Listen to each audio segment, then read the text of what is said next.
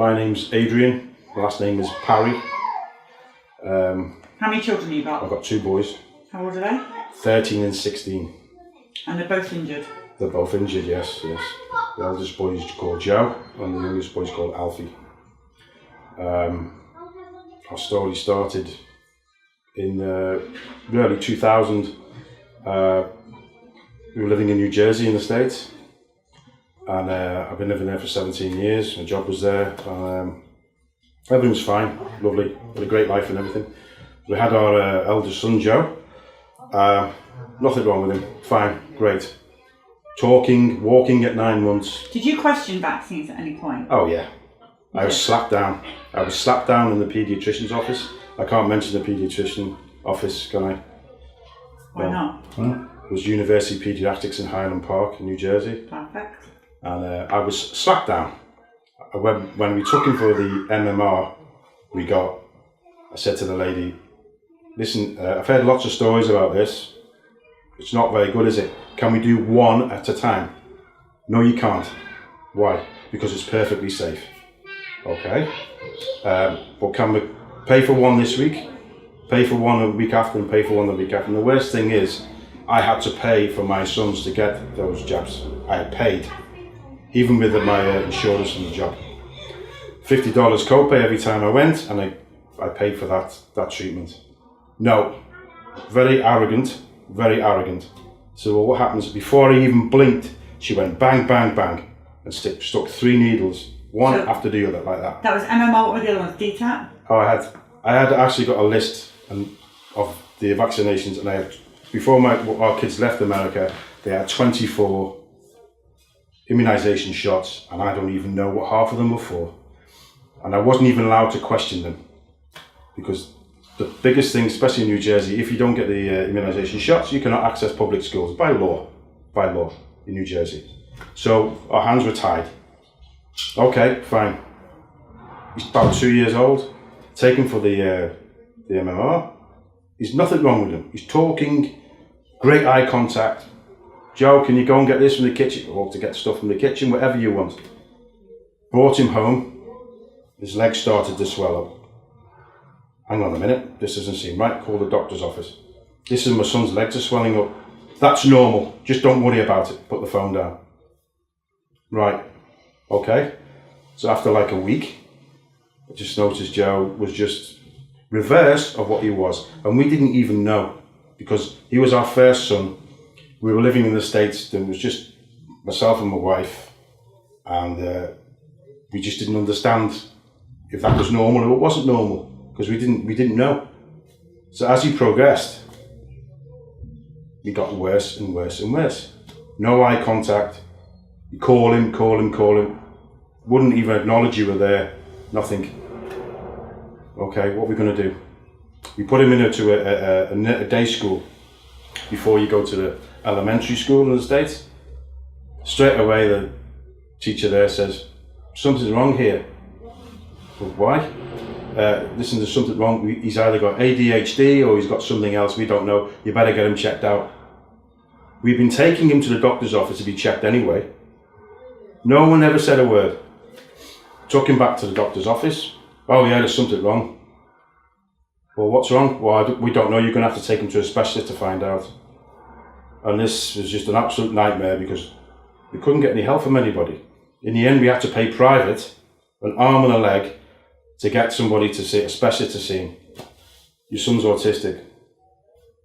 Well, how's he autistic? Because he was fine. There's nothing wrong with him. Now he's autistic. Well, where did that come from? Oh, it's in your genetics. It's either you or your wife. Really? Yeah. Well, it doesn't run in my family, and nothing runs in my wife's family. My wife comes from a big family. She's got 10 brothers and sisters living in Israel. And they've all got kids, and there's nothing wrong with any of them. Now, it runs in your family. Okay. So what do we do now? He has to go to a special needs school. All right, okay, fine. So after a big story, we managed to get my son Joe into a school in Edison, New Jersey, in a special needs class. And by the time that happened, we had our second son, Alfie. So us not being like with what was going on, and everything was right kind of overwhelming. We didn't get any help. By the time Alfie gets to 2 years old and he goes for the same thing, the MMR, I said to the lady, listen, my eldest son Joe has got autism and it can only be from the vaccinations. Absolutely not. Who told you that? Very arrogantly. Very arrogantly. I can always remember her face. She was kind of like shouting at me. I can't do this. I've got one to pay. One next week, one the week after. And no, you're not. You have to do it now. And I actually ended up leaving the doctor's office without getting him done. And then a couple of weeks later, I was forced to go back to get the shots done. Bang, bang, bang. Same thing happened. Because you wanted him to go to school? Because the thing was, we were going to stay there. We were going to stay in the States. Listen, I was making a good living, had a good life. So I thought, okay, my eldest son Joe's got it. Alfie can't get it. There's no way he can get it. And exactly the same thing happened. Exactly the same thing happened. His legs swelled up. And I thought, no, what have we done? And he just reversed from exactly what he was. Normal boy, eye contact, talking, playing, running, loved to be in a swimming pool, loved everything. He completely regressed and stopped doing everything. So we didn't know what to do.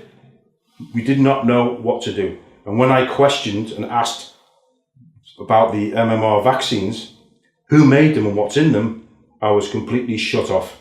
Shut off. Nobody wanted to know. Nobody in the doctor's office. Fine. That's great. We've got 2 kids with autism. We don't know what to do. So I said, in the end, I said, right, we're going to leave this paediatrician. We're going to go and get another paediatrician. So we did. Went to this other paediatrician. Okay, I got 2 boys with autism. Yeah, we're seeing a lot of that now. A lot of it. So I said, listen, where does it come from? I've got a good idea where it comes from, but I can't say anything to my face. That's what the doctor said to you. That's what the doctor said to me, to my face. Because if he said something, he'd have been struck off straight away. You know, I think everybody understands that now. You've got to be very, very careful on what you say. So here we are. Now, we had to leave America, come back here. That was 5 years ago. Because we got no help whatsoever from the township of Edison. Didn't want to know us. We got nothing, absolutely nothing. I wasn't after money. I wasn't after money from anybody. We just needed some help with the kids. So my wife couldn't cope because I was working all the time, especially late at night. So she was with two autistic kids and she couldn't cope. So in the end, we came back to what we know. I was born here, so we came back to live here. And actually, when we came back to live here, we got some help. A lot more than we got over in the States because we were left dead and buried there. But now, our 2 boys, 13 and 16, the autism now is taken over so much that we don't have a life. We have no life whatsoever. We cannot take the kids outside because, especially my youngest son, Alfie, cannot go outside or see people or be near people because if he does, we get a complete and utter breakdown and screaming, lying on the floor, tantrums, and because he's 13, but he's almost as tall as I am, and he's incredibly strong, really, really strong. We can't cope with him. We cannot cope with his behaviour. His strength is just not right. It's abnormal, his strength. And basically, the thing that eats me inside about this thing, about getting the autism, I can understand if they were born with it. I'd accept that. Listen, my kids were born, they have an abnormality in the brain. I understand that, I can accept that. But when they're born and there's nothing wrong with them, and then they get all these immunization shots, and all of a sudden the kids reverse and go backwards, then you have to say, listen, there's something going on here. And our lives are ruined. And the worst thing about the whole thing is that my 2 boys, when my wife and I are dead and buried, they will be put in a home. And someone will be watching it. I don't know if somebody's going to abuse them or do what to them. I don't know. Because especially my youngest son, Alfie, he's non-verbal, only a couple of words. only a basic couple of words. My other son, Joe, he can speak more words, but not fluent sentences. The whole life is just ruined. You know, I remember I was working I worked in Israel in the same job for 8 years. And this is fact. I worked in Israel for 8 years in the same job, and I got transferred over to the States. And I never even heard of the word autism until I went to America. Never heard of it. So after everything happened with autism, my wife never heard of autism, and we came back to the UK. My wife then started going back to Israel once a year. She came back this year in March, and she said, autism in Israel is now at epidemic level. In Israel, which is a country which is only 60 years old. So, hang on a minute. If a country is only 60 years old, and the people came from all over to be in Israel, well, they didn't all come in with something wrong with them. So how all of a sudden have all the kids now started to get autism in Israel? So all of a sudden everybody's genetics in their families is no good, all of a sudden. And this is in the last 5 years in Israel. Such a small country, yet there's an epidemic going on there of autism. Why? Because in Israel always copies what America does. So they have the same immunization shots, the same program. So it seems to me that something really is going on. Now, when you say to the people, especially over into the States, those vaccines gave my kid autism. Well, if that was the case, why doesn't every kid have autism that got vaccinated? Why doesn't every kid have autism? And they try to turn it round and jump on you like you don't know what you're talking about, and that's your life, and you get on with it and live it. So for me, I've got to be honest, when I first heard about Vaxxed, and I've always been, I'll say this, I've always been a great fan of Robert De Niro, but when I saw him backtrack because pressure was put on him, kind of put me off Robert De Niro, because he could have just turned around and said, that movie is going to be shown on my film festival. And he didn't do it. He didn't do it. And he's got a son who's 18 and he's autistic. So this whole thing is just finished our lives completely. Finished our lives. Finished it. So what do we do now? I wait till I die, my wife dies, the kids go into special homes, and that's it. That's our life, and it's superb. It's fun. I can accept it if it ran in my family and it ran in my wife's family. So do you know what? We got all the tests done. We got all the tests for the genetics and everything else, chromosomes and everything we got done. Thinking, okay, maybe there's something wrong. We got all the results back, negative. And guess what? The last result we were waiting for, the chromosomes and the genetics, they couldn't find it. They couldn't find where it was. It was sent to another hospital. So in the end, they found it, and we got a letter last week saying that's perfectly normal. So I don't know. I know where the autism came from. I know it came from the vaccines, and I really don't care if some people out there in the vaccine companies look at my face and say, oh, this guy's marked. Because with me being in the States for such a long time, I actually got American passport. But both kids were born there, both American. So I will go back to the States, and I will end up, I don't care if anybody laughs, I will sue that pediatricians and the pharmaceutical company which gave my kids autism. The last thing I do, I will do it. That's my story. And it's a great life I've got now. I'm so annoyed when I see other people whose kids have been messed up with vaccines, like standing outside here today and listening to the stories. It eats me inside. Every day when I get up, it eats me inside. It eats me inside that my two kids can't go and play football, soccer, can't do anything. When I was living in New Jersey, I used to go and see the ice hockey. I was a big New Jersey Devils fan. My eldest son, Joe, used to love going with me. He loved to ice hockey. Can't do anything. They can't do anything. Nothing. You can't take them anywhere or do anything. It's just been, and it is, and will continue to be, a living nightmare for me and my wife, and something has to be done because It's probably too late for my kids. I understand that, even though my wife is constantly searching every day on the internet. She's been doing it for years and years and years of trying to rid the body of the vaccines and the poison that is still in the body, still there. Because a vaccine just doesn't disappear overnight. A lot of them stay in the body for a long time, in fact years. She'll keep trying and keep trying and keep trying. And she keeps asking me if it's such a burden on countries, which in America, within another, they say 20 years, it'll be such a burden that the country, even though it's broke now, with Alzheimer's and Parkinson's and autism mixed together, will bankrupt the country even further. So they'll have to do something one day, although it's too late for me and my two boys. But if they can prevent somebody else from getting it and the truth coming out, I'm glad for that, and I'm all for it. And I'll be the first person to stand there in front line and say, I'm made up with that. And by the way, your vaccines gave my two kids autism, and thank you very much for it. Especially the pharmaceutical companies like Pfizer and all the rest of them. And I don't mind. Anybody can come ridicule me what they want to about, the vaccines didn't cause, how dare you? I don't mind. I know where they came from. The thing is, I've got a couple of friends and their kids have autism as well. And they know where it came from. They know exactly where it came from. It came from the vaccines. Because it was, before the kids had the vaccine, there was nothing wrong with them. So eventually, somebody has to do something.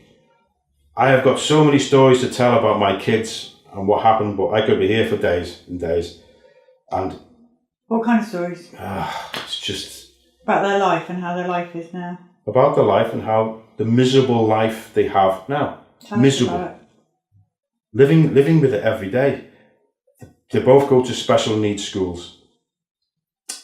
And the special needs schools is just get them out of the house so you get a break for a few hours a day. That's really all it is. And sons come home, and the thing that eats me inside is the two good-looking lads. They are two good-looking lads. And if you looked at them, you think, wow, there's nothing wrong with them. And yet, when they come back after I take them off the bus at night and put them inside the house, and Alfie will go, and he'll go to his room, and straight away he'll have to pick something to play with. Like 13-year-olds his age are on music videos, listening to music, out playing soccer, anything, any kind of sports. Nothing. They do absolutely nothing. It's become so bad, especially with Alfie and his tantrums, because he can blow up for no reason whatsoever, to lose control. There's something inside him which is making him go mad. When he loses control, he will rip his hair out of his head. He will scratch his face until it bleeds. He will self-harm himself. He will punch himself. He will just run. It doesn't make any difference. He will run straight into a wall. There's something inside his body making him do that. Something inside him is eating him in his body to make him do that. We've had, how many times had to take him down to the hospital here in Liverpool? I don't know. We don't know what's wrong with him. And you're pushed to a little room, and they come out and say, listen, we'll give you some Ritalin or something like that. Absolutely never, ever give a kid Ritalin, ever. It's just such, the poison in that is just unbelievable. Ritalin, for those that don't know, is like an ADHD drug they use over here, isn't it? They use it here, and they have another one as well, which I can't remember the name now, but they gave it to my son. It's like Adderall, I think, in your country. They gave it to my son, and to calm him down, because it was just actually last October when Alfie went through a stage where he didn't sleep for 4 days non-stop. 4 days, we were up with him 4 days. He couldn't go to the school. Something was eating him inside. And I have the movies, because we filmed him, what he was doing. And constantly, it's just 24 hours in one day. All he did was pace up and down, screaming, hitting himself, ripping his hair out. We didn't know what to do. We took him to the hospital, in A&E.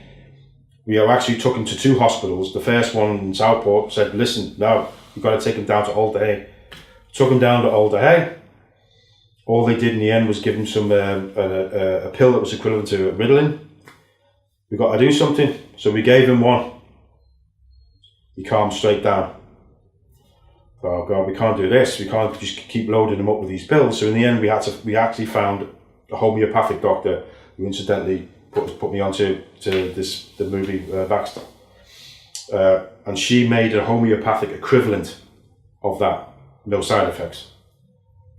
So now when he loses control we can't control him, we have to give him a pill, homeopathic pill, and it works. And it works. Fabulous. So, and it's an amazing thing. She had this homeopathic. She has a special machine which copies any pill. It's an unbelievable thing. And I was very skeptical. I thought, no way, this is going to work. No way.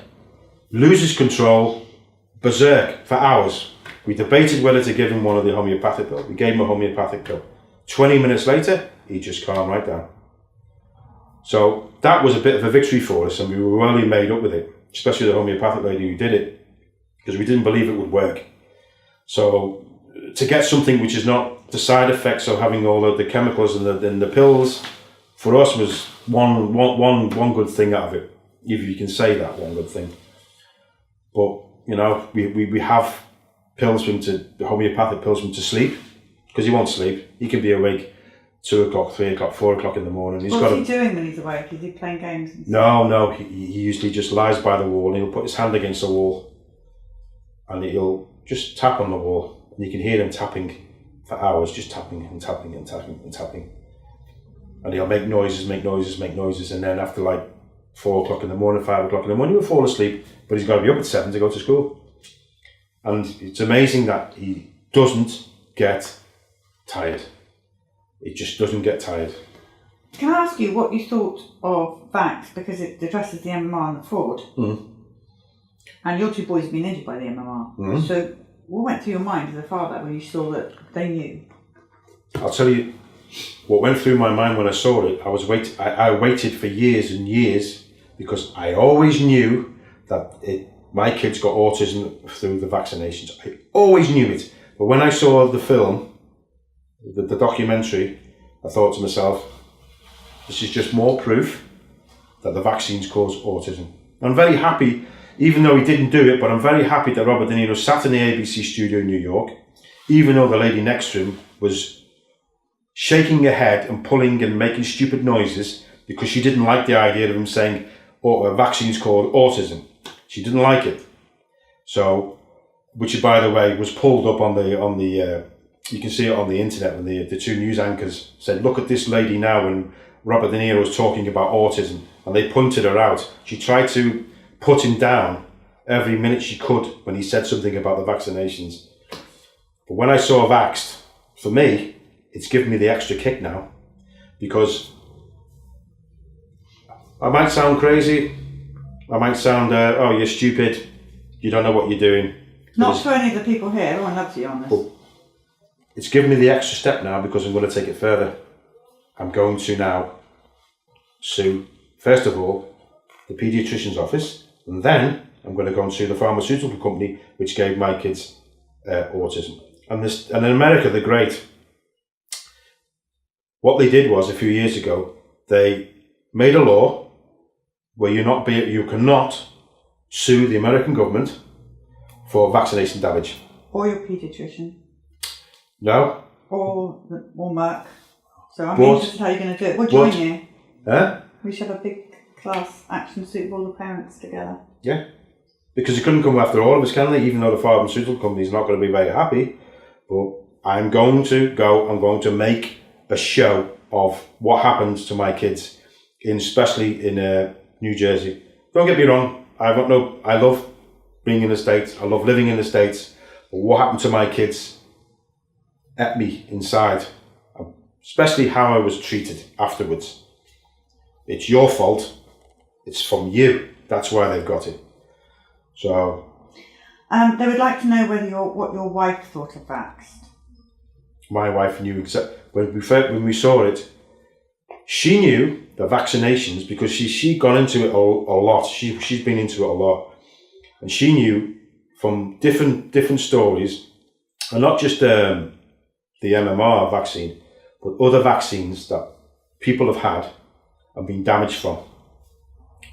I mean, it's crazy. We've seen actually people have been damaged from the flu virus vaccine. There's nothing wrong with them.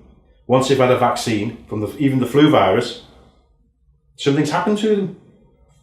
I mean, what she saw made her a bit more better than what we already knew. We knew deep down inside the vaccinations cause autism.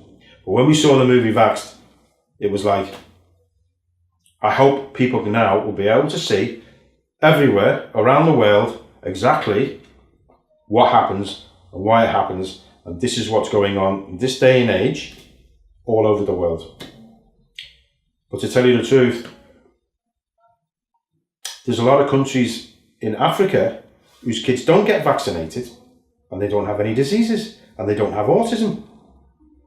But the countries where kids are vaccinated have very high autism. Somebody had to explain that to me, because the thing was, especially in Israel, it's genetics. I've read into it, it's genetics. It's only genetics. So all of a sudden, all those people in Israel with the kids, their genetics is not right, and now they're having kids who are special needs. But my wife was made up when she saw the movie, and I have to say I had a bit of a sigh of relief as well when I saw the movie, because somebody has to do something. I mean, I don't mind. I don't really care what happens to me. I'm more interested in what's going to happen to my two boys when we're dead and buried, and who's going to look after them. Is somebody going to abuse them? Is somebody going to mistreat them? That for me is more the worst thing about it, because I wouldn't be here to do anything about it, because I'll be dead and buried, and so am my wife. So, you can't say to a family member, "Will you take my two boys when we're dead and buried?" No one's going to do that, because it's too. They couldn't handle it, and I wouldn't wish that on them. But something has to be done. I'm made up with the movie Vax, because it's shined a new light on it, because it was kind of like dead and buried, and people were just kicking underneath the rug, to get it out the way. It had gone quiet for a while, but then it's all come back up again now, and especially when you have high people like Robert De Niro, even William Shatner on Facebook the other day has come out and said, "Look, we all know the vaccines cause autism," and he was ridiculed William Shatner the other day on Facebook by a lot of people. So I hope this will advance this thing of autism, so we can take the next step and now go after the people, especially the pharmaceutical companies, who are destroying populations of countries. So eventually there'll be so much autism that a country and its government and its economy will not be able to function, because they'll run out of money trying to treat it, or look after the symptoms of it. And that's don't know what else I can say. My stories are just, I can't even go down the amount of fights I've had with people when I've been outside with my two boys. I will stop and say stupid things to you, stupid ignorant things to your face.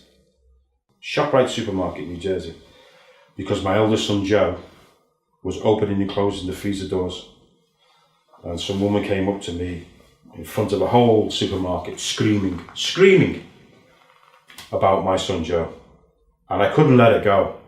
And in the end, a lot of people came round, and I was just yelling back at her, and then a lot of people just moved her away. And even when I said, "Listen, he's severely autistic," that's no excuse. That's what I got. That's no excuse. Because I took my eye off him for 2 minutes and he was opening and closing the freezer doors. I mean, it's just, you can't do anything. You don't go on holiday because you can't go on holiday. You can't get on the plane. You can't, even driving in the car. You can't drive in the car because Well, especially Alfie, you'll just kick off and just start punching the windows. You think the windows are going to go through in the car, you've got to stop the cars, and then you don't, you just take them back home. So virtually you're just living in a shell of a house because you can't do anything. It's just an absolute nightmare. We couldn't, if I was to tell you the truth, we only got my eldest son Alfie out of nappies 2 years ago when he was 11, because he had a thing in his head that he wouldn't go to the toilet, and he'd hold it for a week. A week he wouldn't go to the toilet, and it's an absolute nightmare. An absolute nightmare. Just basic things, just an absolute nightmare. What we take for granted, basic things, it's just a nightmare. He can. This is my son. The room that he has, his playroom, we have a fridge in it, and my wife puts food in there all the time. And she made, this is because in the States they don't have sausage rolls, which is a pastry with puff pastry, and it's got meat inside it. But before you can eat them, you've got to put them in the oven to cook them. So it's raw, everything is raw. So my wife put the whole tray inside the fridge. We came in the afternoon, opened the fridge up, he'd eaten a lot raw. He'd sat there and ate a whole tray of these things, and they were raw. The meat was raw, the pastry was raw, it wasn't even cooked. And he didn't even know that it wasn't even cooked. He just ate everything. Everything. He is just an absolute eating machine. He can eat and eat and eat constantly, non-stop, where another human being could be sick. He can just eat and eat, and you have to pull the food away from him, then he'll have a tantrum, and it's just a nightmare. It's just so many constant stories about everything. Every day is just an absolute living hell. And the worst thing is nobody can do anything for you about it. Nobody can do anything, and nobody really wants to do anything, especially the doctors. Well, they can't because they're not allowed to. It's just. Are you on Facebook? Yes, I'm on Facebook. Can people contact you on Facebook? They can contact me on Facebook. What's your Facebook name? My Facebook name is Adrian Parry. Adrian Parry, P-A-R-R. P-A-R-R-Y, yes, Adrian Parry. Have you ever thought about doing like a video Facebook live diary on your life? I'd actually thought about doing a YouTube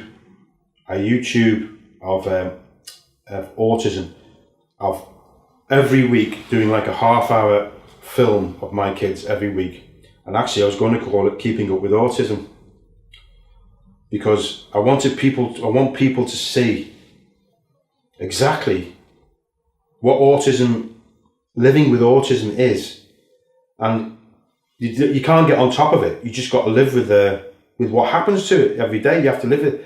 But I would love to do something like that. I'd love people to see, these are my two kids, and this is the life they have, which is a misery. They have a miserable life.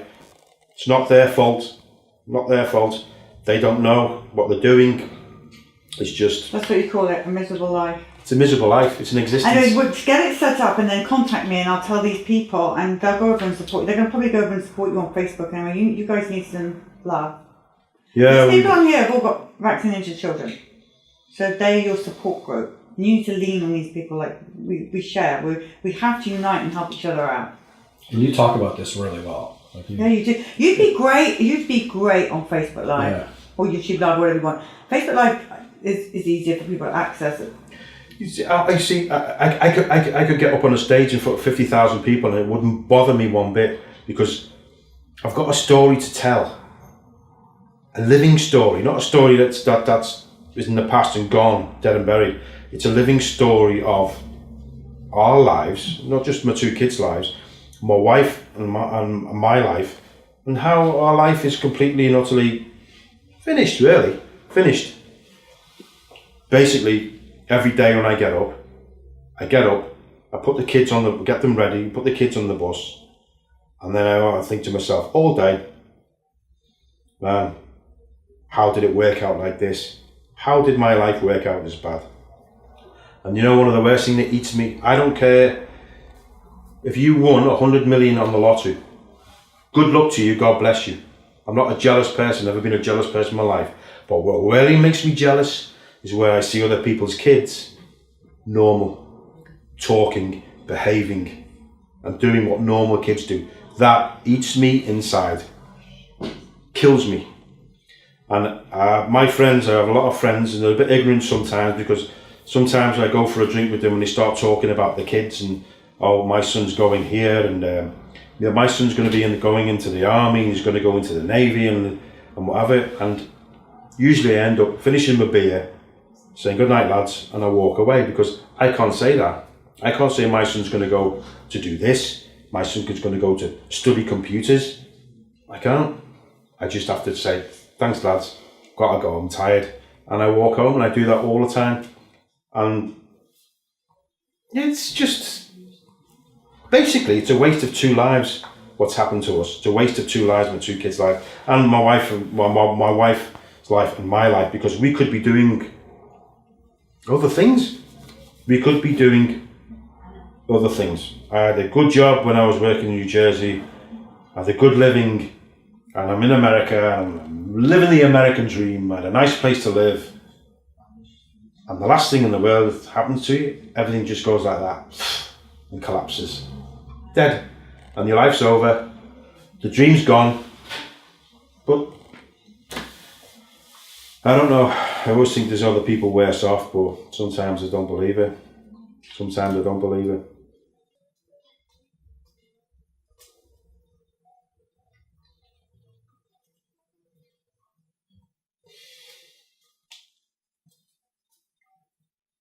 Hang on. It's okay, everybody understands. We're still together, and we'll probably stay together just for the kids. We still love each other a lot, but we have fights, and fights aren't over money, nothing like that.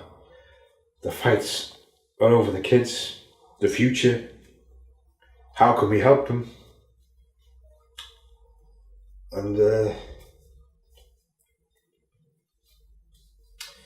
that's basically it. I can't really. I used to be a very strong person, very strong, but now I'm just. I don't care. People can. I'm to be in a situation where it's nothing great about this. About being in a situation where you're scared of someone's going to hit you or something like that, never bothered me one bit. Not bothered. But something is like this, just eats you. Eats you, and it's just like there's nothing you can do about it. Nothing. Just Nothing. preventable. My God, if I had the time again, I would make sure that they didn't even go anywhere near vaccines, anywhere. Even that it meant moving to another country. It's so preventable, so unnecessary. The worst thing is, when I was a kid, I got 1 in the arm. That was it. 1 shot, I got 1, and that was it. My kids had 24 by the time they left the States. 24 each for diseases I've never even heard of. Especially when they had the MMR. That was it. What a reversal. Yeah, well. Periscope, we are back. Autism Mothers, go over to his Facebook page and shower him in love. Say your name one more time. Sorry? Say your name one more time. Adrian Parry, P-A-R-R-Y. And you're spelling Adrian, A-D-R-I-A-N. A-D-R-I-A-N, yes. Okay, off you go, guys. Going to do that. I would show you all the love you're coming in, but I think if I turn this phone, I'm going to lose connection again. I just got connection for the first time. I'm sorry I lost it there at the end. Listen, each parent has that deep, deep pain inside them. You saw Vax. You saw my husband cry in the film. It's because it's painful. Yeah, but when you're watching a movie, you look at a movie and you think, all right, I can understand this. But when you put in that situation yourself, and then all of a sudden, like your emotions get the best of you. I mean, God, Never cry in my life, ever. Busted my leg, I busted my arm, broke my ankle, I busted my arm in 2 places, didn't cry. Hurt like hell, but I didn't cry, you know. It's just, I don't know, it's just one of those things that... It's okay. But get on Facebook. I can't. You've got to get on the phone. Okay, these people are desperate for you to go live. Oh, well, when I get home, I'll go on Facebook. I'll get straight on Facebook when I go home, yeah. Okay, and send me a little text and give you my number saying that you're ready to go live and I'll tell these guys. Okay.